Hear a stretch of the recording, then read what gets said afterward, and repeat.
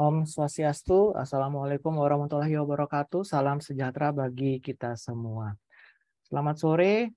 Pertama-tama yang terhormat Ketua Program Studi Akuntansi Universitas Dianapura, Ibu Niluh Putusri Purnama Pradnyani, SE, MSc, AKCE. Yang terhormat Ketua Program Studi Akuntansi Universitas Mahasaraswati Denpasar, Ibu Ninyoman Ayu Suryandari, SE, MSc, AKCE. Narasumber pada kuliah dosen tamu sore hari ini Bapak Daniel Raditya Tandio, SE, MSc, AK, CRM, serta seluruh Bapak Ibu dosen dari Universitas Mahasaraswati Denpasar dan dari Universitas Dianapura yang saya hormati, serta seluruh mahasiswa angkatan 2020 pada sore hari ini yang saya kasihi. Kita menaikkan puji syukur ke hadapan Tuhan Yang Maha Esa karena kita diberikan kesehatan dan anugerah keselamatan pada sore hari ini sehingga kita bisa mengikuti program yang diadakan, kerjasama yang diadakan oleh Program Studi Akuntansi Universitas Dianapura dengan Program Studi Akuntansi Universitas Mahasaraswati Denpasar pada sore hari ini.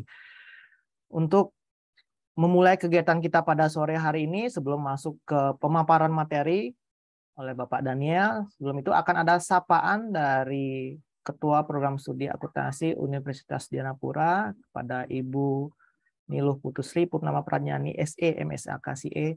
Saya persilakan. Selamat sore. Om Swastiastu. Assalamualaikum warahmatullahi wabarakatuh. Shalom. Yang terhormat Ketua Program Studi Akuntansi Universitas Mahasaraswati, Ibu Ninyoman Ayu Suryandari, SE, MSc, AK, CA, CRM. Yang kami hormati Bapak Daniel Raditya Tandio, SE, MSc, AK, CRM, selaku dosen tamu untuk mata kuliah Akuntansi Keperilakuan pada sore hari ini. Bapak Putu Aristia Adiwasita, Sekretaris Program Studi Akuntansi Universitas Dianapura, yang juga sekaligus sebagai dosen pengampu mata kuliah Akuntansi Keperilakuan, dan seluruh mahasiswa Program Studi Akuntansi Universitas Dianapura yang saya kasihi. Acara kuliah dosen tamu pada sore hari ini, seperti yang disampaikan oleh Pak Aris tadi, merupakan kerjasama dari Program Studi Akuntansi Universitas Dianapura dan Universitas Mahasaraswati. Kegiatan mengajar antara dua kampus di semester pendek tahun akademik 2021 tahun 2022 sudah diawali kemarin oleh Ibu Eka Putri di Universitas Mahasaraswati. Dan hari ini dari dosen Universitas Mahasaraswati yang akan mengajar di Undira. Jadi selamat sore Bapak Daniel, terima kasih sudah hadir di Zoom pada sore hari ini.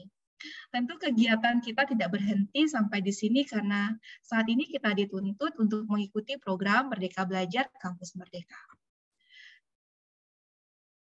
Rekan-rekan mahasiswa yang saya kasihi, saya berharap teman-teman semua bisa memahami materi yang akan disampaikan oleh Bapak Daniel, serta bisa berdiskusi dengan Bapak Daniel apabila ada hal-hal yang belum dipahami. Berbicara tentang akuntansi keperilakuan, di mana kita tidak berbicara saja tentang akuntansi keuangan, tetapi akuntansi keperilakuan adalah bagian dari akuntansi itu sendiri. Ilmu yang mempelajari efek dari perilaku manusia, sehingga kita bisa memahami bagaimana cara mengambil keputusan dalam unit usaha atau bisnis yang dijalankan oleh perusahaan. Ya, mungkin untuk selanjutnya akan lebih dijelaskan oleh Bapak Daniel dengan materi yang sudah disiapkan pada sore hari ini. Demikian yang boleh saya sampaikan, kiranya kegiatan hari ini, sore hari ini akan memberikan manfaat bagi kita semua. Om Santi Om. Wassalamualaikum warahmatullahi wabarakatuh. Salam sejahtera untuk kita semua. Saya kembalikan kepada Bapak Aris. Terima kasih Bu Sri atas sapaannya pada sore hari ini. Sebelum kita masuk ke sesi pembahasan pada kuliah dosen tamu kita pada sore hari ini, seperti peribahasa, tak kenal maka tak sayang. Maka saya akan sedikit membacakan kurikulum vitae dari Bapak Daniel ada sebagai narasumber kita pada sore hari ini.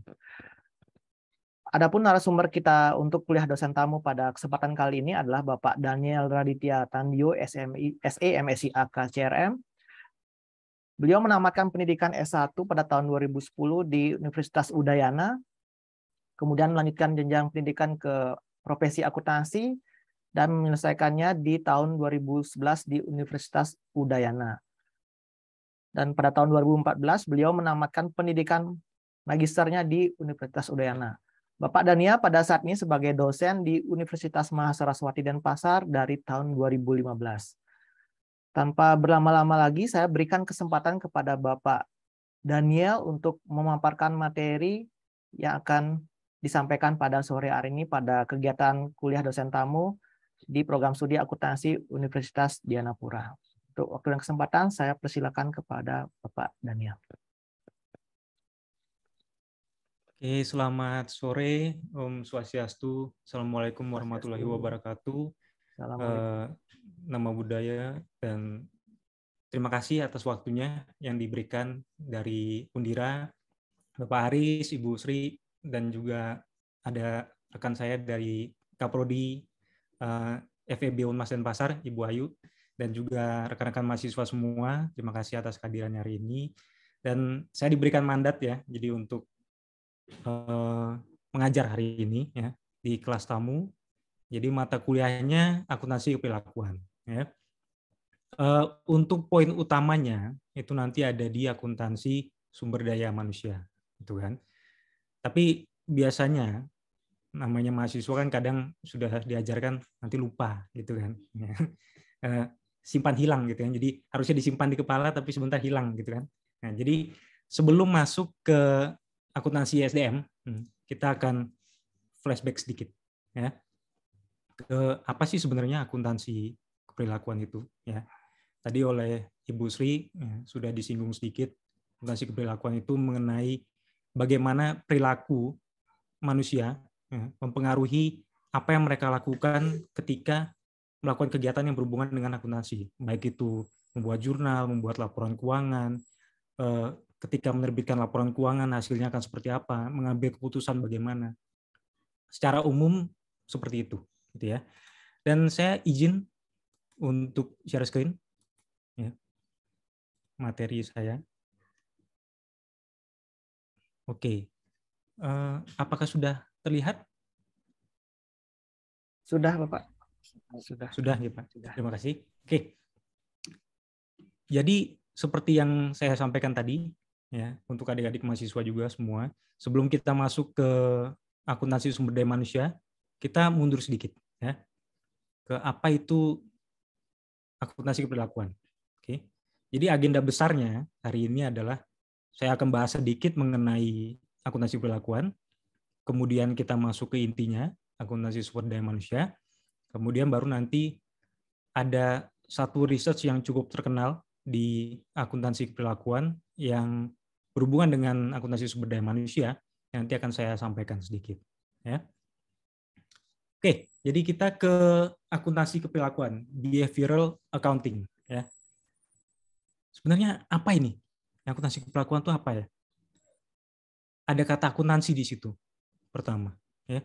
Kalau akuntansi, saya asumsikan kalian harusnya sudah cukup paham lah ya apa itu akuntansi, karena kan sudah semester berapa sih, 4, 5, atau 6 mungkin ya, sudah cukup panjang, jadi saya rasa sudah cukup paham lah dengan apa itu akuntansi, kita nggak perlu mengulang lagi ya. Tapi bagaimana dengan perilaku atau behavior ya? Behavior ini kalau secara definisi dia adalah range of actions and mannerism made by individuals that affecting things they do on a daily basis. Jadi ada aksi atau tindakan dan juga tingkah laku yang dibuat, ini bold and underline ya, saya pertebal dan saya garis bawah, dibuat oleh individual ya, atau manusia lah, yang mempengaruhi hal-hal atau apapun yang mereka lakukan sehari-hari, gitu ya. Jadi semuanya kembali ke si manusianya. Apa yang ada di dalam dirinya, apa yang terjadi di sekitarnya dia, itu akan mempengaruhi tindakannya dia terhadap segala sesuatu yang dilakukan sehari-hari, gitu ya. Nah, tapi tidak hanya faktor-faktor dari dalam dirinya, gitu ya. Faktor-faktor dari luar pun itu mempengaruhi tindakannya dia, lingkungannya, keluarganya, tempat kerjanya, negara tempat dia tinggal, itu juga mempengaruhi perilakunya. Tidak hanya yang dari dalam, misalnya sifatnya dia, kemudian emosinya, kesukaannya, kemampuannya, atau talentanya, itu juga mempengaruhi. Itu ya. Kedua kata ini kalau digabungkan, akuntansi dan keperilakuan, itu akan menghasilkan akuntansi keperilakuan. Nah, apa itu akuntansi keperilakuan? Akuntansi keperilakuan adalah ilmu yang mempelajari dampak dari perilaku manusia terhadap akuntansi, informasi akuntansi, dan decision making process, atau sebaliknya. Jadi gimana nih dampaknya perilaku manusia terhadap akuntansi itu sendiri, atau ketika dia menerima informasi akuntansi, ini harus diapain nih? Nah, itu perilakunya dia bagaimana? Ketika dia harus membuat keputusan, apa yang harus dia lakukan? Atau sebaliknya, ketika dia menerima informasi akuntansinya ini berdampak apa terhadap dirinya, gitu ya? Kita ambil contoh, misalnya saya investor, kemudian saya terima informasi akuntansi berupa laporan keuangan suatu perusahaan. Ya. Kalau laporan keuangannya itu bagus gitu ya, secara ROI dia bagus, ROA dia bagus, labanya oke, cash flow-nya lancar segala macam. Pendapat atau keputusan yang saya ambil itu adalah demikian. Tapi kalau saya terima lagi laporan keuangan lain, kondisinya lebih parah nih laporan keuangan perusahaan ini daripada laporan keuangan perusahaan yang pertama. Otomatis decision making yang saya buat akan berbeda. Gitu ya. Jadi bagaimana informasi akuntansi mempengaruhi saya? Atau sebaliknya, bagaimana saya sebagai stakeholder akuntansi akan mempengaruhi informasi akuntansi yang saya hasilkan ketika saya melakukan pelaporan keuangan misalnya. Gitu ya. Jadi akuntansi keperilakuan secara umum berbicara mengenai itu. Ada keterlibatan social science atau ilmu sosial dalam akuntansi yang menghasilkan akuntansi keperilakuan. Kenapa? Karena akuntansi itu bukan termasuk ilmu pasti. Ya. Makanya kalau kalian waktu dulu SMA kan, akuntansi kan tidak ada di IPA, dia kan ada di IPS. Ya. Karena ada bagian dari social science di situ, ilmu sosial. Ya. Beda dengan ilmu pasti. Bahkan ada yang mengatakan bahwa akuntansi itu sama dengan seni. Gitu ya. Bagi saya kurang setuju kalau dianggap akuntansi itu sama dengan seni. Gitu ya. Tapi kalau akuntansi mirip dengan seni, itu saya masih setuju. Kenapa? Karena begini. Berhubungan dengan keperilakuan manusia ya, yang menjalankan proses akuntansi itu kan manusia juga, walaupun menggunakan sistem. Ya kan? Ketika membuat laporan keuangan, katakan ada 2 orang ya, akuntan, kemudian mereka melakukan transaksi yang sama. Ya. Transaksinya sama, tanggalnya sama, nominalnya sama. Jurnalnya belum tentu sama loh. Tapi keduanya betul, nggak ada yang salah. Contoh, misalnya ada perusahaan A. Perusahaan A ini akuntannya atau karyawan perusahaan A pergi ke salah satu toko elektronik misalnya gitu ya. Beli TV. Ya. Katakan TV-nya Sony, harganya 10 juta gitu ya. Kemudian akuntan perusahaan B datang ke toko yang sama, beli TV yang sama, waktunya sama, harganya sama. Sony 10 juta. Kemudian mereka sama-sama pulang ke perusahaannya masing-masing. Transaksi itu mereka buatkan jurnal hari itu. Ya kan, jurnal entry kan, hari itu. Si akuntan perusahaan yang pertama, dia buat jurnal, katakan belinya cash ya. Dia buat jurnal office equipment pada cash on hand misalnya. Kemudian si akuntan yang kedua gitu ya, dia buat jurnal inventory pada cash on hand. Salah nggak? Nggak salah. Kok bisa gitu, Pak? Ternyata perusahaan yang pertama, kenapa jurnalnya bisa begitu? Karena TV-nya ini dia pasang di lobbynya, kemudian dia tampilkan informasi kurs misalnya. Jadi setiap customer yang datang itu bisa ngelihat, oh hari ini kursnya rupiah terhadap dolar gini nih, yen terhadap rupiah sekian gitu ya. Ternyata perusahaan ini money changer, otomatis TV-nya jadi office equipment. Nah si perusahaan yang B, ternyata TV-nya itu mau dijual lagi. Perusahaan B ini ternyata reseller, otomatis TV-nya jadi persediaan. Makanya jurnalnya inventory di atasnya, gitu ya. Jurnalnya beda, transaksinya sama persis. Tapi karena konsennya beda, kemudian perusahaannya beda, tujuannya beda, jurnalnya bisa beda. Coba matematika gitu, nggak bisa. Kalian kasih 10 orang nih ya, kalian kasih kalkulator masing-masing, suruh hitung 1 tambah 1, hasilnya pasti sama-sama 2. Kecuali dia salah pencet atau sengaja salah pencet, gitu ya. Jadi nggak mungkin berbeda. Mau di Amerika, di Jepang, di Konoha, di Wakanda, udah 1 tambah 1 pasti 2 itu. Nggak mungkin berubah. Ya. Nah, kalau akuntansi, walaupun jurnalnya beda, selama konsennya, memang konsennya beda kan, tapi selama tujuannya betul, nggak masalah. Gitu ya. Kenapa bisa begitu? Karena ada keperilakuan di situ. Ya. Jadi ada dampak atas keperilakuan manusia yang mempengaruhi transaksi atau juga pencatatan yang dilakukan ketika melakukan laporan keuangan. Gitu ya. Jadi manusia punya peran besar dalam perkembangan akuntansi. Oke. Nah, lingkupnya akuntansi keperilakuan itu apa? Yang pertama, tingkah laku manusia terhadap konstruksi, bangunan, serta sistem informasi akuntansi dalam sebuah perusahaan itu seperti apa? Itu ya. Kemudian yang kedua, sejauh mana pengaruh sistem informasi akuntansi terhadap kinerja, produktivitas, kerjasama hingga pengambilan suatu keputusan. Itu ada hubungannya dengan perilakuan semua, pengambilan keputusan, ya kan? Kemudian menjelaskan serta memprediksi tindakan dan perilaku manusia lewat sebuah strategi atau tindakan. Jadi bagaimana manajemen membuat strategi atau action tertentu untuk mempengaruhi perilaku manusia, terutama karyawannya, SDM di perusahaan yang bersangkutan. Gitu ya. Lalu bagaimana dengan aspeknya akuntansi perilakuan? Apa saja? Ada 5 aspek. Yang pertama ada teori organisasi dan keperilakuan manajemen. Ini bagaimana manajemen memanage manusia yang ada di organisasi itu ya, untuk menjalankan setiap tujuan organisasinya agar sesuai. Jadi selaras dengan ini organisasi maunya kemana, tujuannya apa. Nah, tindakan si karyawannya, manusianya itu juga harus sama, selaras. Ya. Karena kalau manusianya punya tujuan lain, nggak ketemu. Nggak akan bisa jalan di tujuan yang sama. Ya. Kemudian yang kedua ada budgeting dan planning. Budgeting dan planning itu mempengaruhi perilaku manusianya terhadap sistem yang digunakan dalam perusahaan yang bersangkutan. Contoh, misalnya semakin ketat budget dalam suatu perusahaan, SDM-nya juga kerjanya susah. Nanti dia, katakan marketingnya ya, dia punya ide marketing begini, supaya viral misalnya gitu ya. Tapi dananya nggak ada, ya percuma, nggak bisa jalan. Tapi kebanyakan dana juga bingung. Oh, ini ada proyek ini yang mau dijalanin yang mana nih? Kalau dijalankan semua tapi bocor semua, tidak menghasilkan apa-apa juga buang-buang uang. Ya. Jadi budgeting dan planning itu harus diatur sedemikian rupa agar sesuai dengan tujuan organisasi yang tadi. Ya.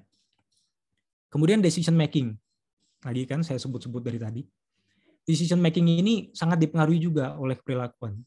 Ada 3 metodenya yang dapat dilakukan ketika mengambil keputusan. Ada normatif, paradoks, dan deskriptif.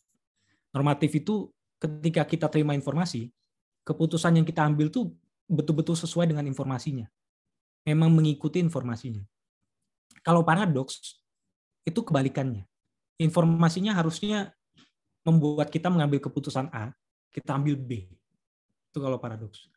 Sedangkan kalau deskriptif, setelah kita terima informasi, kita pertimbangkan dulu dengan berbagai macam kondisi, termasuk kondisi lingkungan perusahaannya. Baru kita ambil keputusan. Ya. Kemudian ada controlling atau pengendalian. Ini juga sangat berhubungan dengan perilakuan. Karena yang menjalankan kontrol kan manusia juga dari perusahaannya. Semakin luas skala bisnis suatu perusahaan, otomatis pengendaliannya juga akan lebih kompleks. Ya. Dan yang kelima, yang terakhir itu adalah pelaporan keuangan itu sendiri. Sangat dipengaruhi oleh keperilakuan. Ya. Itulah kenapa ada yang disebut earnings management, manajemen ini apa namanya earnings atau pendapatan. Kalau misalnya saya punya perusahaan, kemudian dalam 5 tahun terakhir perusahaan saya ini naik turun nih labanya, kadang laba, kadang rugi, kadang BEP gitu ya. Kemudian di tahun ke-6 saya punya proyek tapi saya nggak punya dana. Saya harus minjem dana ke bank. Tapi kalau laporan keuangan saya mengkhawatirkan seperti itu, mungkin bank nggak akan mau pinjemin saya uang. Jadi saya bisa melakukan manajemen laba, kemudian labanya ya saya buat tidak terlalu berfluktuasi gitu ya, supaya saya bisa minjem uang di bank. Nah, tindakan itu masuk ke dalam akuntansi keperilakuan karena ada perilaku saya, intent itu bahasa Indonesia apa ya? Kayak tujuan, keinginan saya untuk membuat laba dalam laporan keuangan saya itu tidak terlalu berfluktuasi gitu ya.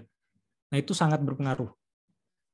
Jadi keperilakuan sangat berpengaruh terhadap pelaporan keuangan juga. Ya. Jadi 5 aspek ini ada di dalam akuntansi keperilakuan, sangat berpengaruh. Ya. Oke, nah tadi kan sudah akuntansi keperilakuan ya. Ada bagian penting dari keperilakuan itu yang sangat mempengaruhi akuntansi, karena akuntansi dijalankan oleh manusia. Otomatis ada SDM di situ yang bergerak. Ya. Itulah kenapa muncul satu topik yang disebut akuntansi sumber daya manusia. Oke.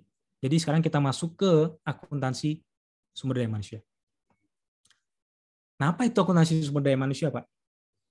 Nah, jadi akuntansi SDM adalah proses untuk mengidentifikasi dan mengukur data tentang sumber daya manusia dan kemudian menyampaikan informasi tersebut kepada yang berkepentingan, gitu ya.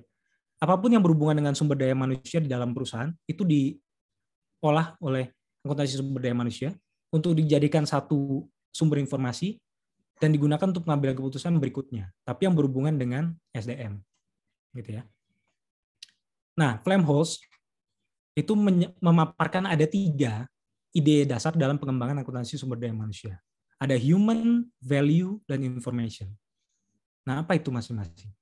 Human, manusia adalah sumber daya organisasi yang paling berharga. Ya. Jadi tidak hanya mobil, gedung, mesin-mesin, nggak hanya itu. Karena kalau perusahaan yang isinya hanya itu, nggak jalan. Ya. Mungkin kalian bisa berargumentasi dengan saya, Pak, Tesla kan pabriknya tuh isinya robot semua, Pak. Ya memang isinya lebih banyak robot. Untuk produksi mobil-mobilnya itu kan banyak pakai robot kan. Tapi yang nyeting robotnya, yang menentukan kustomisasi jadwalnya robotnya harus bekerja jam berapa, memproduksi berapa macam mobil, unitnya berapa, ini harus dipasang di mana segala macam, itu kan orang juga. Ya. Kemudian yang menentukan sumber daya yang harus digunakan untuk menjalankan robotnya, misal pakai bensin, pakai listrik segala macam, itu kan manusia juga. Jadi tanpa manusia nggak jalan juga, nggak bisa. Ya. Itu human. Kemudian value. Nilai sumber daya manusia dipengaruhi oleh gaya manajemen. Ya. Jadi beda perusahaan, beda value-nya manusianya. Bahkan nilai dari orang ketika seseorang mendaftar atau melamar di suatu perusahaan itu beda-beda. Tergantung bagaimana cara perusahaan itu memandang si orang ini. Contoh, saya misalnya, saya melamar posisi yang sama di 2 perusahaan berbeda. Gaji yang ditawarkan ke saya bisa beda. Kenapa? Karena ada 2 perusahaan yang memandang saya dengan cara yang berbeda. Mereka punya point of view masing-masing. Si A punya ini, si B punya ini. Dan berbeda. Misalnya si HRD di perusahaan A bilang, nah ini Pak Daniel nih lumayan juga nih skillnya. Oke lah di atas UMR boleh lah. Tapi perusahaan B bilang, ini gini-gini doang ya udahlah UMR aja. Beda kan? Karena ada 2 pandangan yang berbeda dari 2 perusahaan yang berbeda. 2 HRD yang berbeda. 2 manusia yang berbeda memandang saya. Punya nilai yang berbeda juga. Gitu ya. Jadi tergantung gaya manajemennya. Kemudian information. Informasi biaya dan nilai sumber daya manusia dibutuhkan untuk pengelolaan manusia sebagai sumber daya organisasi secara efektif dan efisien. Jadi informasi yang dihasilkan oleh akuntansi sumber daya manusia itu digunakan lagi untuk mengelola sumber daya manusia secara efektif dan efisien dalam perusahaan. Karena nggak boleh sembarangan, gitu ya. Apalagi karyawan sudah digaji, ya, sudah ada kontraknya. Kemudian kalau main asal putus kontrak, PHK, dipecat, atau main pindah posisi, naikin gaji, turunin gaji seenaknya gitu kan tidak efisien ya. Jadi informasinya yang dihasilkan oleh akuntansi sumber daya manusia bisa digunakan untuk memanage manusianya dengan lebih baik. Ya. Nah, gunanya akuntansi SDM itu untuk apa? Jadi ada 4 poin penting. Yang pertama, menyediakan framework atau rangka kerja untuk membantu manajer dalam menggunakan human resource secara efektif dan efisien. Kemudian informasi, menyediakan informasi yang dibutuhkan bagi pengguna dalam memperoleh, mengembangkan, menempatkan, menggunakan, mengevaluasi, dan menghargai human resource. Jadi ada memperoleh pertama. Jadi kan ada proses rekrutmen. Ya. Itu memperoleh, kita mencari karyawan. Kemudian mengembangkan, development. Jadi ada pelatihan, training, dan lain sebagainya. Ya. Kemudian menempatkan. Jadi satu orang berdasarkan skillnya dia, dia cocoknya di sini nih, ditempatkan di posisi itu. Kemudian menggunakan ketika dia sudah ada di posisinya, dia menjalankan tugasnya, kerjaannya apa, job desk-nya apa. Ya. Kemudian mengevaluasi, dinilai pekerjaan seperti apa, kemudian dibuat KPI-nya, ya, kita lihat performance-nya dia kan. Dan terakhir menghargai human resource. Ya. Jadi kita berikan reward sesuai dengan pekerjaan dan juga performa yang dia hasilkan. Ya. Kemudian ada measurements atau pengukuran. Jadi menyediakan alat untuk mengukur cost dan value dari manusia bagi organisasi untuk digunakan dalam pengambilan keputusan. Ya.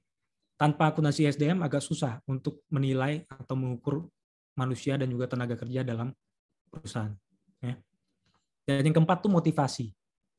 Jadi untuk memotivasi manajer menghargai akibat pengambilan keputusan usaha atas human resource. Jadi nggak bisa sembarangan. Ya. Kasihan orang sudah kerja capek-capek tahu-tahu dipecat gitu kan. Dia sudah menghasilkan performa yang baik, produksi sudah banyak gitu ya. Harusnya rata-rata bisa produksi 50, dia bisa produksi 100, luar biasa kan. Tapi tidak ada itunya rekognisinya dari si manajernya sama sekali, buat apa? Ya, kasihan si karyawannya. Oke. Nah, metode untuk mengukur sumber daya manusia seperti apa? Kalau berdasarkan Flamholtz itu ada 2 metode. Jadi ada Human Resource Cost Accounting atau HRCA, dan ada Human Resource Value Accounting atau HRVA. Jadi ada yang berdasarkan cost atau biaya, dan ada yang berdasarkan value atau nilai. Nah dari 2 aspek di atas ini, ada 2 metode yang bisa digunakan untuk mengukur sumber daya manusia. Ada cost-based approach dan ada value-based approach. Jadi ada approach yang berdasarkan biaya, ada yang berdasarkan value atau nilai. Kita ke yang pertama dulu, cost-based approach. Ya. Jadi pendekatannya ini menggunakan cost yang mempunyai komponen berupa aset. Jadi cost-nya ini ada komponen asetnya. Ya. Nah pengukurannya itu ada 2 model, ada historical cost dan ada replacement cost. Nah historical cost ini modelnya seperti ini. Ya. Jadi ada pengorbanan yang terjadi untuk memperoleh dan mengembangkan karyawan perusahaan, yang meliputi cost untuk rekrutmen ya, selection, kemudian menerima, menempatkan, orientasi, on the job dan off the job training bagi si karyawan. Ya. Nah, jadi ada 2 komponen biaya utama. Jadi ada acquisition cost, biaya akuisisi, dan ada development cost, biaya pengembangan, development. Ya. Masing-masing biaya ini ada biaya langsung dan biaya tidak langsungnya. Oke. Kalau untuk biaya akuisisi, biaya langsungnya adalah untuk rekrutmen, kemudian seleksi, kemudian hiring ini menerima ya atau membayar karyawan, menyewa karyawan. Kemudian placement atau induction. Induction itu apa namanya? Pelantikan ya. Bahasa Indonesia pelantikan gitu ya. Ini ada biayanya semua dan ini biaya langsung. Sedangkan kalau biaya tidak langsungnya itu ada cost of promotion or hiring from ini saya kurang. Within form ya. Jadi ada hiring atau menyewa karyawan dari perusahaan lain. Jadi seperti outsource atau kita minta tolong ke perusahaan lain untuk mencarikan kita karyawan. Gitu ya. Itu masuk ke indirect cost atau biaya tidak langsung. Ya. Nah biaya-biaya ini rinciannya ada salary atau gaji, kemudian ada advertising dan agency fees, gitu ya, biaya agen. Jadi kita menyewa agen untuk mencarikan kita karyawan atau SDM. Ya. Kemudian kalau development cost, itu direct cost-nya atau biaya langsungnya apa saja. Jadi ada formal training, orientation, on the job training. Ya. Jadi ada training-training yang dilakukan, kemudian orientasi, dan on the job training itu training yang dilakukan sambil kerja langsung. Ya. Itu direct cost. Kalau indirect cost-nya, itu ada cost of, ini F-nya kebanyakan, ya maaf. Cost of trainers time, ya, dan juga loss productivity during training. Ya. Jadi ketika training itu biasanya ada produktivitas yang berkurang, karena kan kinerja karyawan diganggu oleh trainingnya, ya, agak terganggu sedikit. Nah itu masuk ke indirect cost. Ya. Pembagiannya juga sama seperti tadi, jadi ada salaries, ada tuition fees, ya, biaya tuisi, kemudian ada material untuk konsultan juga, ya, dan lain-lain. Ya. Ini untuk historical cost. Lalu bagaimana dengan replacement cost? Nah, replacement cost ini ada tambahan lagi. Jadi selain biaya akuisisi dan biaya development, ada separation cost. Kenapa ada separation cost? Karena replacement cost ini gunanya untuk kalau ada karyawan masih kerja nih, ya, kemudian sudah mulai ada tanda-tanda ini orang, nah ini kayaknya mau resign nih, gitu kan. Nah, biasanya perusahaan sudah menyiapkan langkah-langkah ya untuk menutup resignnya si karyawan ini. Ya.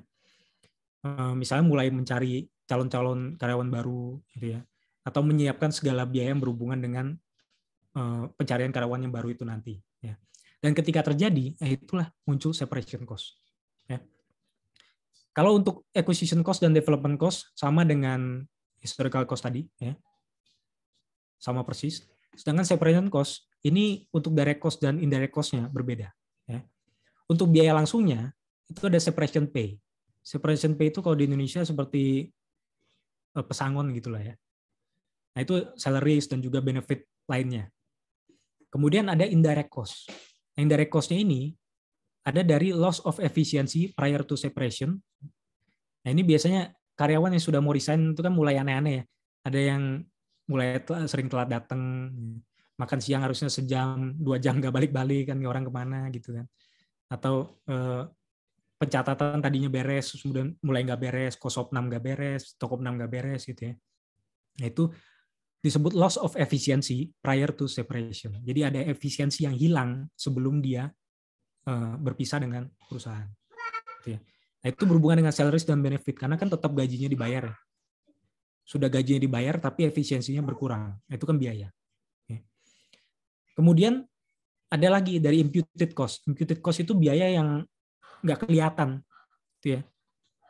Itu contohnya adalah vacant position cost. Jadi ada posisi di perusahaan yang harusnya ada orangnya, ada SDM-nya, tapi kosong. Terutama untuk posisi-posisi yang berhubungan dengan performa, misalnya performa penjualan. Ya. Harusnya ada orangnya, SDM yang membantu sales atau penjualan perusahaan. Tapi karena orangnya nggak ada, sales perusahaan itu berkurang. Ya. Sebenarnya secara uang nggak ada yang berkurang, tapi opportunity cost-nya muncul di situ. Seharusnya dapat sekian juta, tapi nggak dapat karena orangnya nggak ada. Ya. Itu vacant position cost, yang termasuk dalam golongan imputed cost atau biaya yang invisible, nggak kelihatan. Gitu ya. Itu replacement cost model. Nah, tadi kan ada 2. Ini yang pertama cost based approach. Yang kedua ada yang disebut value based approach. Jadi berdasarkan nilai. Untuk value based approach itu dibagi 2. Ada pengukuran moneter dan non moneter. Untuk yang moneter itu segala macam yang berhubungan dengan hal-hal yang bisa diukur dari si manusianya, yang ada nilainya, entah dengan rating atau dengan performa produksinya dia. Misalnya harusnya rata-rata untuk orang dengan kemampuan sekian mampu memproduksi 10 misalnya. Ternyata dia mampu memproduksi 15, yang nilainya lebih tinggi gitu kan. Atau dia mampu memproduksi hanya 5, nilainya lebih rendah. Yang berhubungan dengan angka dan uang itu pengukuran moneter, dan ada pengukuran non moneter. Ini stokastik yang berhubungan dengan hal-hal di luar uang dan angka gitu ya. Nah, ini akan berbeda tergantung gaya manajemennya. Seperti yang tadi saya bilang ya. HRD perusahaan A dan HRD perusahaan B akan menilai saya dengan cara yang berbeda, dengan nilai yang berbeda. Gitu ya. Oke, kemudian ada masalah nggak dengan penerapan akuntansi SDM di sebuah perusahaan? Oh, ada. Dan masalahnya apa? It's difficult to do so. Susah. Ya. Menjalankan akuntansi SDM itu susah, nggak gampang. Gitu ya. Termasuk dari pengalaman yang pernah saya lewati juga sebagai accounting manager ya, kemudian branch manager juga susah, memanage SDM itu susah. Apalagi menghitung nilai seseorang itu sangat sulit. Contohnya misalnya ketika melakukan rekrutmen, penerimaan SDM, itu agak sulit untuk melihat ini orang skillnya sampai di mana, karena secara parameter nggak ada angka atau rumus tertentu untuk melihat ini orang nilainya seberapa. Nggak bisa kita menilai orang dengan angka yang fix dan pasti, itu nggak bisa gitu ya. Contoh misalnya teman saya ngelihat Anya Geraldine, dia bilang cantik gitu. Saya bilang biasa aja. Kenapa? Karena kepala saya dan kepala teman saya kan 2 kepala yang berbeda, punya pikiran yang berbeda gitu kan. Dia bilang cantik, saya bilang biasa aja. Ya. Montok iya gitu kan. Jadi ada pemikiran yang berbeda-beda, nggak bisa sama. Ya. Jadi susah untuk menerapkan ini. Ya. Susahnya apa saja? Nah, yang pertama, GAAP atau kalau di Indonesia kembarannya itu PABU, ya, prinsip akuntansi berterima umum, itu menyatakan bahwa kalau di akuntansi konvensional, segala pengeluaran yang berhubungan dengan SDM itu masuknya hanya expense, nggak ada faktor aktiva di situ, tidak ada poin-poin aktiva di situ, nggak boleh, SDM itu nggak boleh masuk sebagai aktiva, sehingga SDM tidak sama dengan aset, SDM nggak boleh masuk ke aset, ya. Sehingga akan menghasilkan distorsi neraca dan juga PNL. PNL itu profit and loss, laba rugi. Ya. Distorsi itu maksudnya nilai neraca dan PNL itu tidak akurat. Tidak akuratnya gimana, Pak? Neraca, dia tidak menampilkan total nilai aset yang istilahnya nggak lengkap karena nggak ada SDM di situ. Kemudian kalau PNL-nya, seluruh pengeluaran SDM sebagai cost periode yang bersangkutan. Jadi dihabisin langsung.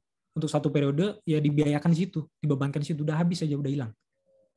Per periode gitu ya.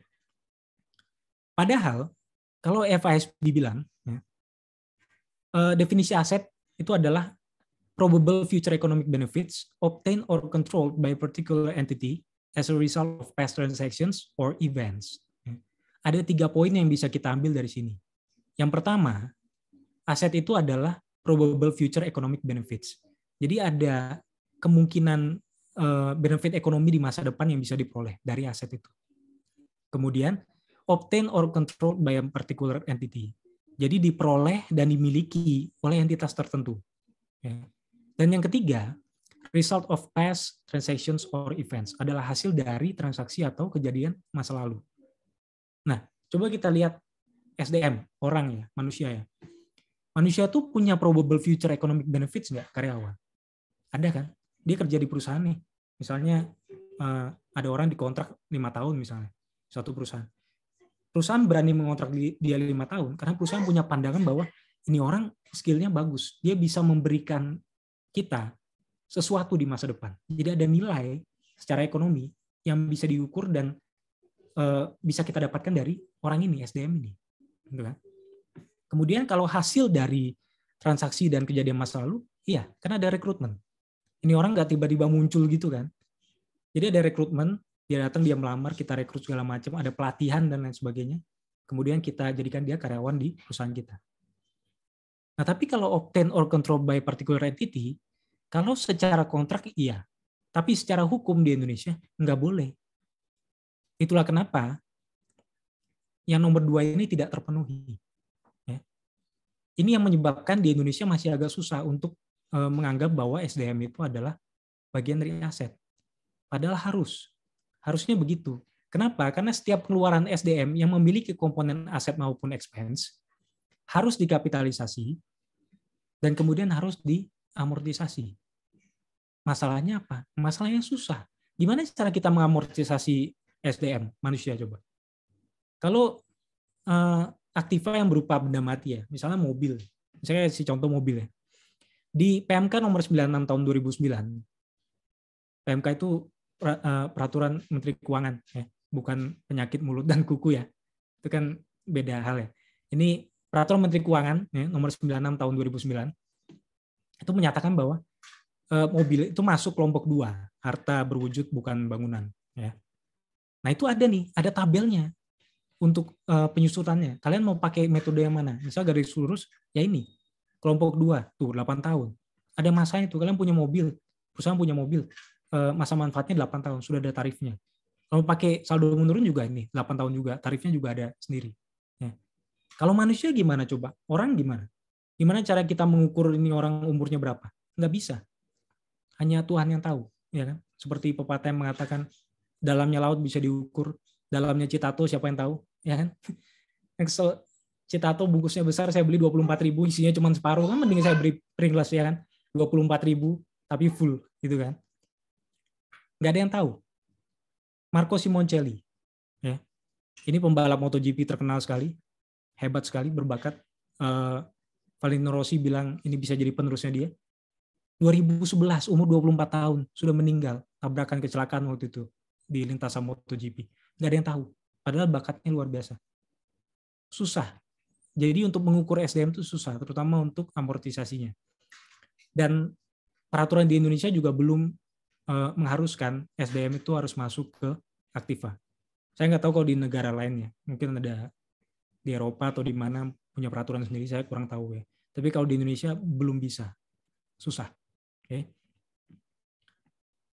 Oke. Kemudian kita masuk ke riset dari akuntansi sumber daya manusia yang cukup terkenal ya. Jadi pengukuran human resource sebagai investor. Oke. Riset ini dikemukakan oleh Davenport tahun 99 ya. Judulnya tuh Human Capital Component, Human Capital Calculation, How Human Capital Works, and Return on Investment of Human Capital. Ya.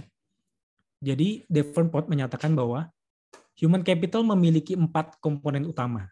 Jadi ada ability, behavior, effort, dan time. Ability ini dibagi lagi menjadi 3. Jadi ada knowledge atau pengetahuan. Ya. Kemudian ada skill. Skill ini metode dan juga ilmu-ilmu yang dia punya untuk menjalankan apapun yang dilakukan. Ya. Dan ada talent atau bakat. Ya. Talent ini dari lahir biasanya sudah ada. Tinggal dikembangkan. Gitu ya. Kemudian ada behavior, perilaku. Ada effort, ini usahanya dia. Dan ada waktu atau time. Waktu ini termasuk fundamental resource, sumber daya fundamental. Karena bisa di-harness atau harness bahasa Indonesia apa ya? Dikuasai dan dikembangkan oleh si pemiliknya. Ya. Jadi kita yang bisa mengatur waktu kita. Bagaimana cara kita mengatur waktunya, manajemen waktunya bagaimana untuk agar semua kegiatan kita berjalan dengan baik ya. Nggak ngabis-ngabisin waktu di kegiatan-kegiatan tertentu. Ya. Nah, menurut Davenport, total human capital investment itu rumusnya adalah ability ditambah behavior dikali effort dikali time. Ya. Kuncinya ada di effort dan time ini. Semakin tinggi effortnya dan juga waktunya, nilai total human capital investment-nya akan semakin tinggi. Ya. Karena percuma, walaupun ada SDM yang ability dan behavior-nya bagus, ya, tapi kalau dia nggak ada effort-nya, percuma. Dia nggak punya waktu, percuma juga. Ya. Jadi 2 poin ini sangat penting. Gitu ya. Kemudian, menurut Davenport juga, human capital bekerja dalam perusahaan melalui 3 cara. Jadi yang pertama ada melalui komitmen terhadap organisasinya. Ya. Kontrak ya, ketika melamar kerja kan ada kontrak, ada perjanjian juga, itu kan ada komitmen di situ. Ya. Kemudian keterlibatan dalam kerja, jadi bagaimana dia menempatkan diri di perusahaannya, ya. Mau ikut bekerja, mau ikut berproduksi, memberikan idenya, menyumbangkan kreativitasnya. Kemudian terakhir ada performance atau performanya si SDM-nya yang diberikan kepada perusahaannya. Nah, kalau 3-tiganya dijalankan dengan baik ya, human capital-nya itu akan menghasilkan good investment bagi perusahaan. Jadi membayar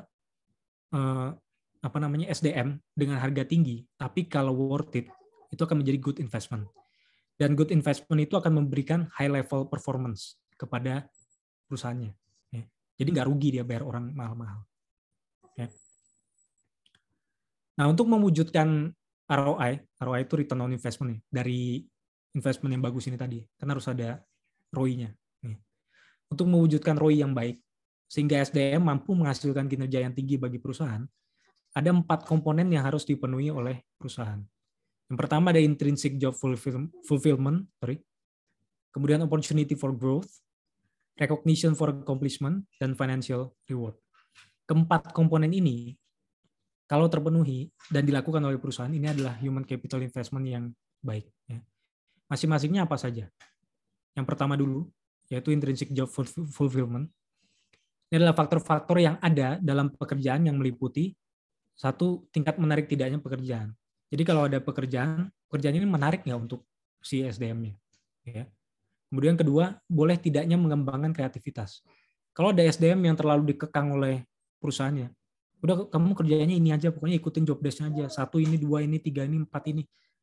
Mungkin dia ngerasa, saya di perusahaan ini nggak jadi apa-apa, udah pindah aja. Okay. Jadi tidak ada job fulfillment di situ. Ya. Kemudian yang ketiga, kebutuhan akan kemampuan. Nah, skill-nya orang ini dibutuhkan nggak oleh perusahaan? Percuma dia punya skill tinggi tapi perusahaan nggak make dia, buat apa? Nah, mending dia pindah ke perusahaan lain. Kemudian yang keempat, kepuasan karyawan akan pekerjaan mereka. Jadi mereka sudah menjalankan pekerjaannya, puas nggak mereka dengan apa yang sudah mereka lakukan untuk perusahaan? plus yang kelima itu aspek kenikmatan interaksi sosial. Jadi kadang ada orang yang bekerja di satu perusahaan, ini orang gajinya kecil, mungkin dia cerita ya, gajinya kecil gitu, terus kerjanya gitu-gitu aja, tapi kok sampai puluhan tahun dia di situ ya. Mungkin ada kenikmatan interaksi sosial. Jadi kerja di situ enak, orang-orangnya baik-baik, kayak keluarga semua, temannya banyak. Bisa aja karena itu. Gitu ya. Jadi job fulfillment-nya itu dari itu. Kemarin kan Tiara pindah. Ya. Situ ada karyawannya yang kata ibu saya kan sudah ke sana dari kakak saya baru lahir dulu, tahun 1985 gitu ya. Ada karyawannya yang dari belum nikah katanya masih muda di situ sampai nikah sampai punya anak masih di situ aja. Ya mungkin karena itu. Ya. Jadi ada aspek kenikmatan interaksi sosial di pekerjaannya, di perusahaannya, organisasinya. Kemudian yang kedua, opportunity for growth. Jadi ada kesempatan untuk tumbuh bagi si SDM-nya, manusianya. Ya. Jadi kesempatan untuk meningkatkan kemampuan sehingga dapat menambah human capital masing-masing individu.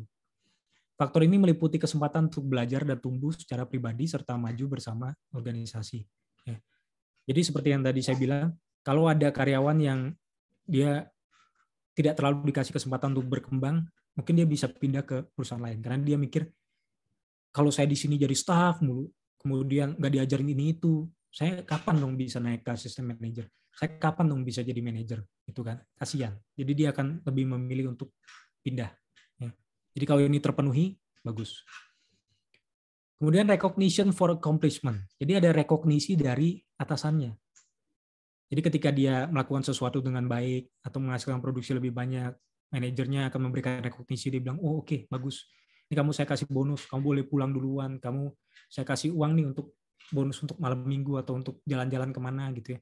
Ada rekognisi dari temannya, dari komunitas, itu akan sangat membantu perkembangan dari si SDM-nya. Gitu ya. Dan yang terakhir itu ada financial reward. Ya. Dan jelas di luar gaji juga penting.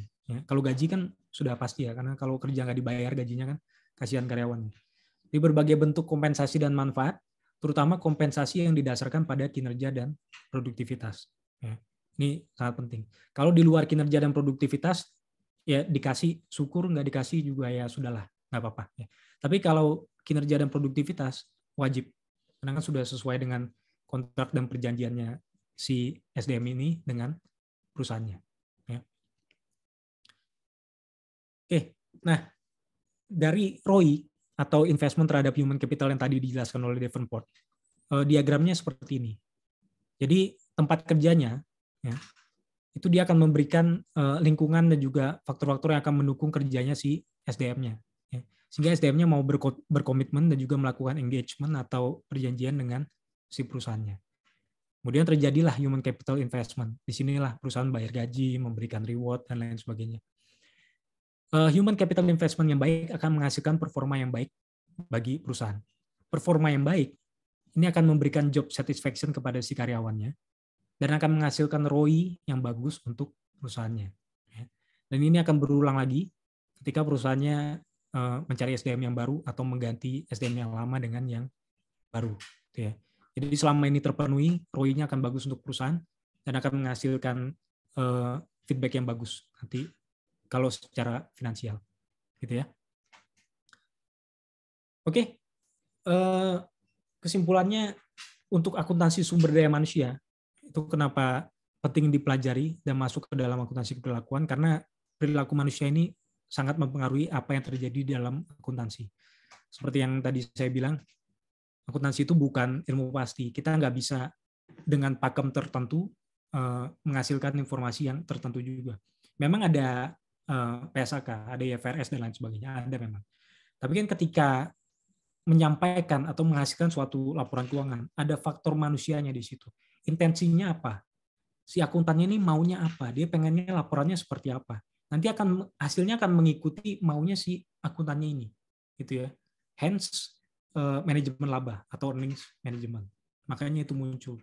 Dan semuanya tergantung dari perilaku si manusianya. Sehingga sangat penting bagi kita untuk memahami akuntansi sumber daya manusia, dan laporannya atau informasi yang muncul dari akuntansi sumber daya manusia bisa kita gunakan untuk memanage sumber daya manusia dengan lebih baik lebih efisien dan lebih efektif lagi di dalam organisasi. Ya. Baik Pak Haris, saya rasa cukup dari saya. Mungkin ada yang ingin ditanyakan. Terima kasih Daniel atas pemaparan materinya terkait dengan akuntansi keperilakuan dilihat dari aspek sumber daya manusianya, bagaimana sebenarnya pentingnya human capital resource dalam pengambilan keputusan kaitan dalam akuntansi, bagaimana sikap manajemen ataupun dari perusahaan menentukan dan memutuskan dari segi aspek akuntansinya dilihat dari sumber daya manusianya. Jadi akuntansi tidak hanya berkaitan dengan angka-angka saja, tapi juga terkait dengan bagaimana pentingnya suatu keputusan terkait dengan sumber daya manusia yang dimiliki oleh perusahaan. Kita masuk ke sesi tanya jawab untuk kegiatan kita pada sore hari ini. Mungkin ada dari teman-teman mahasiswa yang memiliki pertanyaan.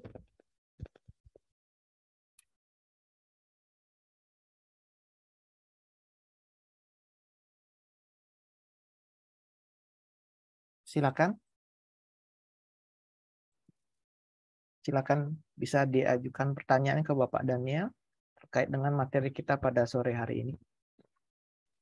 Bisa raise hand atau bisa diketikkan di kolom chat.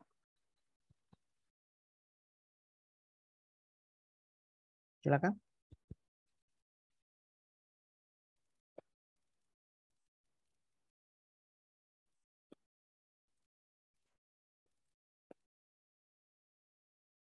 Jadi jangan malu-malu ya teman-teman mahasiswa di sini angkatan 2020.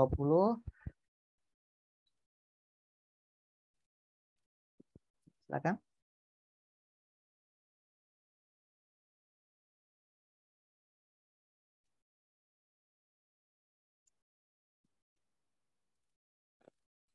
Oke, kalau kita berbicara mengenai akuntansi keperilakuan dari sumber daya manusia, itu sebenarnya kalau di Indonesia itu belum terlalu familiar ya Pak Daniel ya, karena kalau di luar itu biasanya betul. Human resource itu sudah dinilai sebenarnya nilainya seberapa satu orang itu. Misalkan si A dalam suatu perusahaan itu sebenarnya dalam IFRS itu sudah ada nilainya dalam laporan keuangan. Misalkan siapa di sini Dita gitu ya, yang bertanya bekerja di perusahaan contohnya Apple gitu. Jadi kompetensi yang dimiliki oleh Dita ini sudah bisa dinilai oleh perusahaan, sehingga kalau kita anggap contoh misalkan seperti ini, karena saya suka sepak bola ya Pak Daniel ya. Jadi kompetensi seorang pemain sepak bola itu kan berbeda-beda meskipun skills pada umumnya sama tentang bola ya, tetapi nilai jualnya beda sendiri. Misalkan contoh gitu ya, anggap di sini Messi gitu ya, Messi dengan Cristiano Ronaldo. Nah, kalau kita lihat dari human resource itu klub sepak bola gitu, misalkan contoh ini ya Paris Saint-Germain atau Manchester United, itu yang dimiliki asetnya itu kan adalah pemainnya. Anggap Manchester United itu adalah suatu perusahaan besar ya, yang memiliki brand yang besar. Jadi misalnya kalau perusahaan pada umumnya kan mobil, gedung dan lain sebagainya. Kalau klub sepak bola itu kan sebenarnya pemainnya itu yang dinilai, itu yang istilahnya diperjualbelikan dan perusahaan mendapatkan keuntungan dengan berinvestasi dari sumber, misalkan contoh dari pemain sepak bola tersebut. Nah, kalau kita lihat di Indonesia itu belum terlalu atau belum ada mungkin ya, setahu saya bahwa sumber daya manusia yang dimiliki itu dinilai dalam laporan keuangan. Mungkin ke depannya mungkin itu akan segera mungkin disesuaikan dengan, kalau di IFRS setahu saya sudah, kalau di luar negeri itu misalkan seorang yang bekerja di suatu perusahaan itu akan dinilai kapabilitasnya, kompetensinya terkait dengan skills yang dimiliki. Nah, terkait dengan akuntansi keperilakuan, nah nilai seorang SDM itu kan tadi Pak Daniel sampaikan penting sekali ya, karena itu akan menentukan sebenarnya bagaimana seseorang itu dilihat dari kapabilitas, kompetensi terkait dengan kinerjanya nanti dengan atau di perusahaan tempat dia di mana ditempatkan, seperti itu. Nah, di sini Pak Daniel ada yang bertanya, satu orang mahasiswi atas nama Niputu Dita Cahya.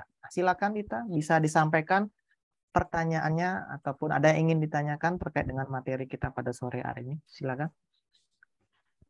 Baik, terima kasih atas waktunya. Izin bertanya kepada Pak Daniel Raditya, apakah mungkin menggunakan penilaian kuantitatif pada organisasi sumber daya manusia ke jalur SDM yang lebih baik untuk strategi di suatu perusahaan? Terima kasih.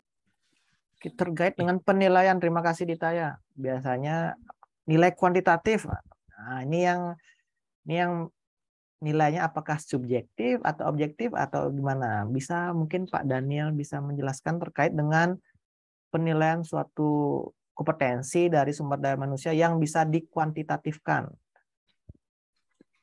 Oke, jadi terima kasih. Tadi siapa namanya, Dita ya? Dita. Terima kasih Dita sudah menyampaikan pertanyaannya. Jadi kalau untuk pengukuran SDM, kalau secara kuantitatif ya, tadi juga sudah disampaikan oleh Pak Haris ya, sudah disinggung. Kalau di Indonesia kan sebenarnya belum terlalu familiar dengan sistem ini ya. Jadi bagaimana menempatkan SDM ke dalam aktiva perusahaan itu agak sulit karena peraturannya juga di Indonesia juga belum ada gitu ya. Sedangkan kalau di luar negeri itu sudah lebih harusnya sudah lebih mudah seperti yang tadi juga sudah disinggung oleh Pak Haris ya. Kalau dari pemain bola gitu kan. Makanya kadang kalau pemain bola pindah dari satu klub ke klub lain, itu kadang kalau secara skill sebenarnya mereka kan ya tadi kan Ronaldo dengan Messi ya oke lah sama-sama pemain hebat gitu kan. Siapa yang nggak tahu mereka gitu kan. Tapi ketika Messi pindah dari Barcelona ke PSG kemudian dinilai sekian juta misalnya gitu ya. Itu kan tidak hanya berdasarkan skillnya dia aja. Tapi ada faktor-faktor lain juga. Bagaimana PSG menilai bahwa kalau nanti Messi masuk ke klubnya dia, mungkin dia jualan kaosnya, jualan jersinya jadi lebih laris karena ada namanya Messi di situ, ya kan? Orang tadinya nggak ngefans sama PSG, dia cuma ngefans sama Messi karena Messi pindah ke PSG, jadi fansnya PSG bisa juga karena itu kan. Penjualan tiketnya di stadionnya jadi meningkat karena ada Messi main di situ, ya. Jadi banyak komponen lain yang bisa dijadikan sebagai perhitungan secara kuantitatif untuk menilai suatu SDM gitu ya. Tapi kalau pure hanya SDM-nya saja yang dinilai, agak susah untuk mengkuantitatifkan karena skill itu kan gimana ya, dirubah dari bukan angka ke angka itu agak susah. Misalnya kita lihat petinju nih, Mike Tyson gitu, dia lawan Holyfield misalnya bertanding gitu, kenapa juri bisa menilai dengan itu kan semua karena perkiraan aja. Oh dia niju sekian kali, udah nilainya sekian. Niju sekian kali nilainya sekian. Oh dia gerakannya cukup cepat, nilainya sekian. Tapi kan nggak ada ukuran yang pasti bahwa sekian tuh nilainya 10, sekian tuh nilainya berapa, kan nggak ada. Itu kan hanya perkiraan saja untuk mengukur skillnya seberapa jauh. Tapi untuk nilai di luar itu yang bisa didapatkan oleh perusahaan secara ekonomi, misalnya yang tadi penjualan tiket, penjualan kaosnya, atau nanti dikurangi dengan pembayaran gajinya dia, itu kan perusahaan keluar uang. Ya, itu bisa secara kuantitatif kan ada. Data itu bisa digunakan untuk mengukur si SDM-nya, nilainya seberapa. Ya. Tapi kalau pure SDM-nya saja, belum ada penilaiannya untuk mengubah dari kualitatif ke kuantitatif. Gitu ya. Tapi praktisi-praktisi akuntansi di Indonesia mengharapkan agar ada aturannya untuk bisa mengkuantitatifkan itu, agar sumber daya manusia bisa dianggap nilainya masuk ke aktiva. Ya. Karena biar bagaimanapun mereka yang menggerakkan perusahaan, tanpa mereka perusahaannya nggak bisa jalan. Nggak mungkin perusahaan isinya hanya asetnya mobil, hanya gedung, mesin, komputer, dan lain sebagainya. Harus ada manusianya untuk menggerakkan itu. Dan mereka kan harus dibayar, mereka ada nilainya. Dan mereka menjadi aset atau aktiva perusahaan untuk menjalankan perusahaannya. Jadi kalau tidak dinilai itu agak susah. Ingin dinilai itu agak susah masih. Ya. Tapi nilai-nilai di luar itu masih bisa digunakan untuk menilai secara kuantitatif. Itu ya. Gimana, Gita? Baik, Pak Daniel. Terima kasih atas jawabannya. Sama-sama. Terima kasih Bapak Daniel dan Dita. Ada satu pertanyaan lagi dari chat di sini terkait dengan bagaimana sebenarnya perusahaan perlu menyusun anggaran dan bagaimana dampak yang terjadi jika terdapat kesalahan dalam penyusunan anggaran. Nah, kalau mungkin di sini dilihat dari segi human resource-nya mungkin Pak Daniel ya, terkait dengan penyusunan anggaran di dalam suatu perusahaan. Sepenting apakah human resource accounting dalam penyusunan anggaran dalam suatu perusahaan? Mungkin seperti itu mungkin yang bisa saya tangkap dari pertanyaan dari Hendrika Wangkung. Oke. Jadi terima kasih Hendrika Wangkung ya sudah bertanya. Jadi mengapa perusahaan perlu menyusun anggaran dan bagaimana dampak yang terjadi jika terdapat kesalahan dalam penganggaran? Oke. Jadi saya jawab berdasarkan pengalaman saya ya. Jadi ketika saya masih jadi accounting manager di salah satu perusahaan di Bali ya. Jadi perusahaannya itu perusahaan transportasi bus ya. Kalau kalian tahu busnya itu warnanya hijau biru gitu ya, seperti hijau biru hijau kuning seperti kura-kura gitu ya. Jika kalau dulu kalian sering ke Kute, ke Seminyak gitu ya, pasti pernah lihat bus itu ya. Saya kerja di situ waktu itu menjadi accounting manajernya. Sebelumnya supervisor di situ ya, kemudian naik jabatan jadi accounting manager dan ada tambahan tanggung jawab di antaranya budgeting gitu ya. Ketika menjadi supervisor saya belum megang budgeting, tapi ketika sudah jadi accounting manager saya harus menghandle budgeting. Dan budgeting itu sangat krusial ya, karena segala pengeluaran perusahaan nanti berhubungan dengan budgetnya itu. Jadi setiap awal periode, kalau di sana setahun sekali ya, jadi saya menyusun budgetnya itu untuk satu periode ke depan, untuk 1 tahun ke depan ya. Termasuk budgeting selain untuk ini ya operasional, itu juga untuk rekrutmen juga termasuk di situ. Jadi yang berhubungan dengan rekrutmen SDM misalnya. Kalau waktu itu yang paling besar adalah kalau berhubungan dengan SDM itu adalah budget untuk rekrutmen driver ya, atau supir busnya gitu kan. Busnya kan nggak mungkin jalan sendiri, jadi ada supirnya gitu kan. Nah, untuk rekrutmennya itu budgetingnya sejak awal periode sudah harus saya tentukan dan diharapkan tidak keluar dari situ. Jadi misalnya saya sudah tentukan berdasarkan meeting juga sekian puluh juta misalnya untuk rekrutmen, pelatihan dan lain sebagainya. Kemudian sudah dapat nih jumlah SDM-nya, drivernya sekian yang saya mau atau yang kami mau gitu ya. Itu nggak stop sampai di situ juga. Jadi ada maintenance yang harus harus ada manajemen yang harus kami lakukan. Jadi manajemen sumber daya manusianya ini, gimana supaya mereka bekerjanya baik, supaya mereka nggak dikit-dikit minta resign, supaya mereka nggak kesejahteraannya itu terjamin gitu ya. Itu ada manajemennya yang harus kami lakukan di situ, sehingga nggak bocor juga budgetnya. Tadinya sudah tentukan budgetnya sekian untuk dapat jumlah SDM sekian, SDM-nya sudah ada, kemudian pada minta resign segala macam, kan harus cari lagi, biaya lagi, gitu kan. Sehingga budgeting ini sangat penting dan kalau bisa di-manage supaya nggak keluar dari budgetnya. Karena kalau keluar nanti akan mengganggu cash flow perusahaan. Ya kan? Cash flow-nya sudah ditetapkan, uangnya ada sekian, untuk ini sekian, untuk ini sekian, untuk dividen sekian, untuk promosi sekian, marketing sekian, segala macam. Ada untuk SDM juga. Begitu itu bocor, akan mengganggu cash flow-nya, mengganggu yang lain. Nanti yang lain kekurangan uang, marketing nggak dapat uang, operasional mau beli bensin segala macam, uangnya nggak ada. Kan? Jadi sangat penting untuk di-manage dari awal dan sangat penting juga untuk tidak keluar dari budgetnya supaya tidak mengganggu cash flow-nya. Ya. Jadi mengapa perusahaan perlu menyusun anggaran? Ya karena itu sepanjang operasional perusahaan harus di-manage agar tidak bocor dananya dan cash flow-nya perusahaan. Dampaknya yang terjadi jika terdapat kesalahan dalam penganggaran, ya cash flow-nya bocor. Jangan sampai seperti itu. Begitu ya. Hendrika, gimana? Baik Pak, terima kasih atas jawabannya Pak. Sama-sama. Mungkin lagi 2 pertanyaan ya teman-teman mahasiswa. Di sini ada satu yang raise hand, itu Mardiana Ledaleo. Silakan Mardiana.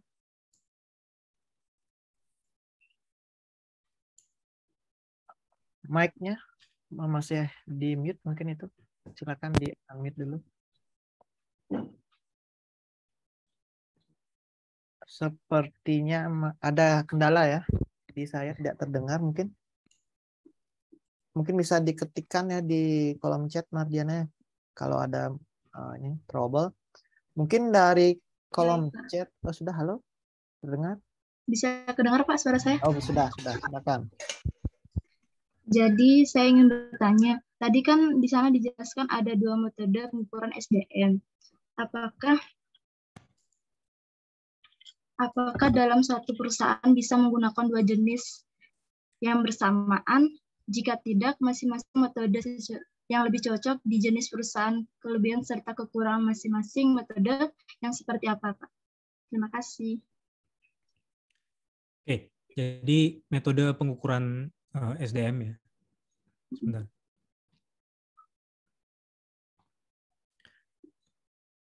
Ini ya. Jadi ada cost based approach dan juga ada value based approach. Jadi ada dua yang tadi saya jelaskan, ya kan? Nah, untuk kelebihan dan kekurangannya masing-masing, kalau berdasarkan cost based approach ya, itu sudah jelas karena ada historical data di situ ya, ada data historis gitu ya.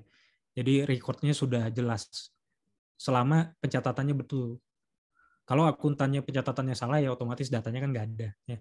Jadi selama pencatatannya betul, datanya ada. Untuk cost based approach ini cukup akurat ya, karena kan mengikuti data yang sudah ada. Sedangkan kalau value based approach itu dibagi dua lagi menjadi moneter dan non moneter. Itu pendekatannya lebih ke manusianya langsung, jadi secara subjektif gitu ya. Nah itu agak lebih sulit. Sehingga yang lebih sering dilakukan itu yang cost based approach dan memang sudah dijalankan sekarang, terutama di Indonesia adalah cost based approach gitu ya. Jadi ada dua, historical cost model dan juga replacement cost model ya. Jadi perusahaan pasti sudah menyiapkan acquisition cost-nya, kemudian development cost-nya, dan ada budget nanti untuk separation cost-nya. Jadi barangkali si karyawannya resign atau dia meninggal atau dia direbut oleh perusahaan lain, ya kan? Seperti waktu itu kenapa saya bisa naik ke accounting manager, itu karena manajer saya waktu itu dia pindah ke Hatton Wine, ya. Dia ditawari gaji berapa puluh juta gitu, dia cerita sama saya kan. Jadi dia tergiur, dia pindah. Nah waktu itu meeting, yang tahu data budgeting segala macam selain dia ya hanya saya. Jadi karena saya yang tahu luar dalamnya, kemudian perusahaan sudah nggak ada waktu untuk rekrutmen dan lain sebagainya, akhirnya saya yang diplot menjadi accounting manager gitu ya, sehingga mengurangi ini separation cost-nya. Paling hanya sementara yang vacant position cost-nya sementara itu ada. Kemudian kalau waktu itu untuk loss of efficiency nggak ada ya, karena manajer saya waktu itu tiba-tiba aja keluar gitu ya. Dia menerima tawaran lebih tinggi, dia langsung keluar. Jadi tidak ada loss of efficiency, saya langsung mengisi posisinya gitu ya. Jadi nggak ada masalah. Juga nggak ada separation pay, jadi tidak ada pesangon ya, karena dia secara sepihak memutus kontraknya kemudian dia pindah gitu ya. Jadi ini tidak ada. Tapi secara umum perusahaan harusnya sudah menyiapkan ini ya. Jadi budgeting untuk separation cost. Siapa tahu karyawannya meninggal, pindah dan lain sebagainya ya. Nah, lebih cocok yang mana? Lebih cocok yang mana untuk perusahaan yang mana? Kembali lagi kalau di Indonesia peraturannya kan masih belum memadai untuk secara value based approach ya. Jadi yang lebih banyak digunakan itu yang cost based approach. Jadi otomatis lebih banyak nih memang yang menggunakan ini. Dan memang sudah dijalankan adalah yang ini. Gitu ya. Tadi siapa yang nanya ya? Saya lupa namanya. Mardiana. Saya, Pak. Oh iya, Mardiana. Gimana Mardiana? Baik, Pak. Terima kasih. Sama-sama. Nah, mungkin satu lagi pertanyaan dari kolom chat itu dari Igede Pande Eka Wasista. Pertanyaannya, ketika akuntansi keperilakuan sumber daya manusia susah dilakukan, bagaimana cara perusahaan untuk menghadapi itu ketika akuntansi keperilakuan bukan merupakan aktiva dan hanya merupakan beban kalau dilihat dari sumber daya manusia? Karena kalau kita lihat pasti muncul di beban gaji, seperti itu di laporan keuangan. Seberapa penting akuntansi keperilakuan SDM dilakukan bagi perusahaan? Mungkin Bapak Daniel bisa memberikan jawaban terkait dengan pertanyaan dari Pande Eka. Oke. Terima kasih ya Pande Eka sudah bertanya. Jadi ketika akuntansi keperilakuan SDM susah dilakukan, bagaimana cara perusahaan untuk menghadapi itu? Kalau secara aturan akuntansi, perusahaan yang mau nggak mau harus mengikuti PSAK gitu kan. Kalau di Indonesia kan sekarang ada PSAK IFRS, terutama untuk perusahaan yang sudah listing di pasar modal kan mau nggak mau harus pakai IFRS, tidak boleh yang lain kan. Atau kalau di luar itu SAK etap gitu kan. Atau untuk pemerintahan kan ada lagi SPAP, beda lagi, ya kan. Nah, mau nggak mau ya harus mengikuti peraturan itu, karena sekeras apapun praktisi akuntansi atau akuntan ingin mengubah status dari SDM menjadi aktiva misalnya gitu ya, statusnya dikatakan sebagai aktiva, karena peraturannya belum mengakomodasi ya sebenarnya nggak bisa, karena susah, nanti akan terlalu banyak catatan yang diberikan ketika diaudit gitu ya, kalau misalnya perusahaannya diaudit ya. Kemudian karena sudah mengikuti apa yang seharusnya dilakukan berdasarkan PSAK dan juga kalau PSAK IFRS yang di Indonesia ya, itu otomatis untuk setiap beban gaji atau biaya gaji, kalau misalnya gajinya dibayarkan berdasarkan performanya dia, hitung-hitungannya mirip seperti upah misalnya gitu ya, berdasarkan hitungan produksinya dia dan lain sebagainya, otomatis tetap akan menghasilkan distorsi dari neraca dan juga P&L-nya atau laba ruginya. Tidak akan pernah 100% mewakili nilai neraca dan juga P&L yang seharusnya terjadi di suatu perusahaan, karena SDM-nya kan belum masuk ke aktiva gitu ya. Jadi apa yang harus dilakukan ya mau nggak mau hanya mengikuti peraturannya, karena kita nggak bisa juga untuk praktisi akuntan ya, misalnya untuk perusahaan yang listing apalagi di pasar modal kan nggak bisa seenaknya, sudah ada aturannya, kita ikuti itu. Tapi tetap kita berharap ketika sudah ada nanti peraturannya untuk yang mengakomodasi SDM bisa dimasukkan ke dalam aktiva, baru nanti kita bisa mengikuti itu. Dan semoga ke depannya bisa ya, supaya tidak nanti perbandingannya laporan keuangan di perusahaan di negara kita dengan perusahaan lain yang industrinya sama, supaya bisa lebih diperbandingkan lagi, bisa apple to apple gitu ya. Gede Pandi, gimana? Baik Pak, terima kasih. Ya, sama-sama. Terima kasih Bapak Daniel dan Pande Eka tadi atas pertanyaan dan pembahasannya terkait dengan pertanyaan diajukan oleh Pande Eka tadi. Karena keterbatasan waktu kita pada sore hari ini, kita akan menyudahi untuk sesi tanya jawab kita pada kuliah dosen tamu kita pada sore hari ini. Saya mengucapkan terima kasih kepada rekan-rekan mahasiswa angkatan 2020 yang sudah bertanya dan tadi sudah ikut berpartisipasi juga dalam rangkaian kegiatan kuliah dosen tamu kita pada sore hari ini. Jadi sebelum kita mengakhiri kegiatan kita pada sore hari ini, akan ada penyerahan sertifikat kepada Bapak Daniel Raditya sebagai dosen tamu kita pada sore hari ini. Izin saya share screen. Jadi mungkin ada beberapa sapaan dari Ibu Sri selaku Ketua Program Studi Akuntansi terkait dengan kegiatan kita pada sore hari ini. Sekaligus menyerahkan sertifikat kepada Bapak Daniel. Ya, terima kasih Pak Aris. Jadi sekali lagi kami ucapkan, saya mewakili Program Studi Akuntansi mengucapkan terima kasih kepada Pak Daniel Raditya yang memberikan materi akuntansi keperilakuan khususnya tentang SDM gitu ya. Jadi luar biasa sekali materinya Pak Daniel, rasanya sangat komprehensif yang sudah diberikan kepada mahasiswa, jadi luar biasa. Mungkin sampai mahasiswanya termangu sampai mau nanya apa ya, rasanya udah pas sekalian disampaikan. Ya mungkin next time Bu Ayu kami bisa mengundang lagi ya Pak Daniel. Ya. Siap. Atau Bu Ayu sendiri yang jadi ininya dosen tamunya. Ya, terima kasih Bu Ayu sudah menemani kami juga sampai akhir kegiatan kita. Ya, atas nama program studi sebagai ucapan terima kasih kami kepada Pak Daniel, kami menyerahkan sertifikat sebagai dosen tamu untuk mata kuliah akuntansi keperilakuan di semester pendek ini. Kita berikan aplaus secara daring kepada Pak Daniel ya. Terima kasih. Oke. Demikian Pak Aris, saya kembalikan waktunya ke Pak Aris. Dengan penyerahan sertifikat yang telah dilakukan oleh Ibu Sri selaku Ketua Program Studi Akuntansi Undira, berakhir pula kegiatan kita pada sore hari ini untuk kegiatan kuliah dosen tamu pada semester pendek di mata kuliah akuntansi keperilakuan. Mungkin sebelum kita mengakhiri kegiatan kita pada sore hari ini, mohon teman-teman mahasiswa bisa mengaktifkan kamera. On kamera kita akan ada sedikit ambil untuk dokumentasi terkait dengan kepentingan program studi ke depannya. Seperti itu. Jadi mohon teman-teman ya diaktifkan kameranya. Di sini ada 2 slide, mohon bersabar.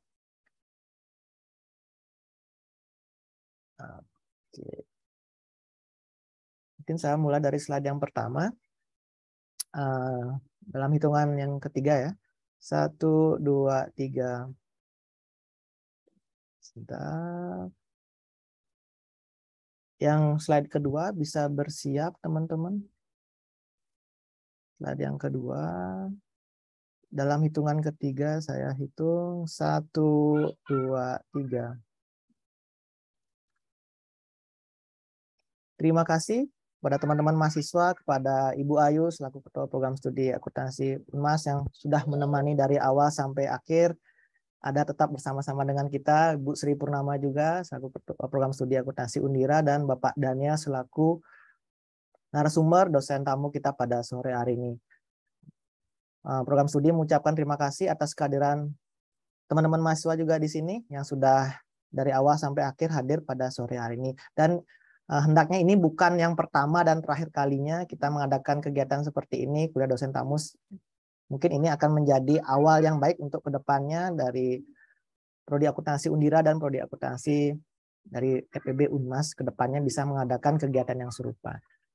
Saya selaku moderator atau pembawa acara pada sore hari ini mengucapkan terima kasih atas kehadirannya. Kita ketemu lagi di lain dan waktu kesempatan. Om Santi Santi Om. Assalamualaikum warahmatullahi wabarakatuh. Shalom. Salam sejahtera untuk kita semua. Terima kasih Bapak Ibu dan teman-teman mahasiswa. Selamat sore. Terima kasih Pak Haris, Bu Sri. Terima kasih Pak Daniel. Terima kasih Bu Ayu. Sri, Terima Pak kasih. Ari. Semua. Terima kasih. Selamat Mahasiswa sore. jangan langsung live ya. Kita ada pertemuan jam 7 ya. Terima kasih. Terima kasih, saya izin live ya. Silakan Bapak Ya, Daniel. Terima kasih.